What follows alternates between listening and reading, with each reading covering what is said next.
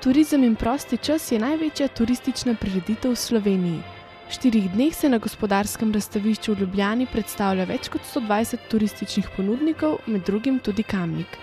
Kamnik se na sejmu Turizem in prosti čas letos prvič skupaj predstavlja kot celotna destinacija, kar pomeni, da smo moči združili v okviru vseh večjih ponudnikov turizma v Kamniku, to se pravi Velika planina, Terme Snovik in pa Agencija za razvoj turizma in podjetništva Kamnik.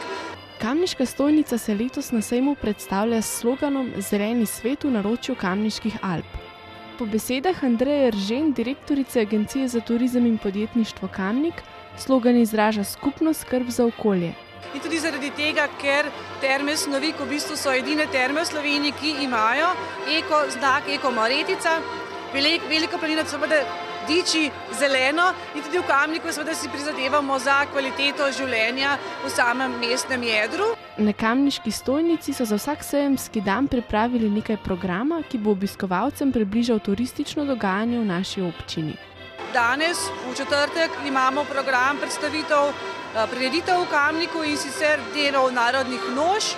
Tako slišimo v ozadju harmoniko in predstavljajo se narodne noše. Jutri v petek bodo program pripravili na Veliki planini, v soboto Terme Snovik in v nedeljo potem vsi trije skupaj. Sejem vsako leto obišče okoli 15.000 ljudi, ki se zanimajo za slovensko turistično ponudbo. Ja, današnji obisk mislim, da za prvi dan, ponavadi četrtek dopoldne je bolj tako, ampak mislim, da se že kar dobro kaže in da bo kar v redu.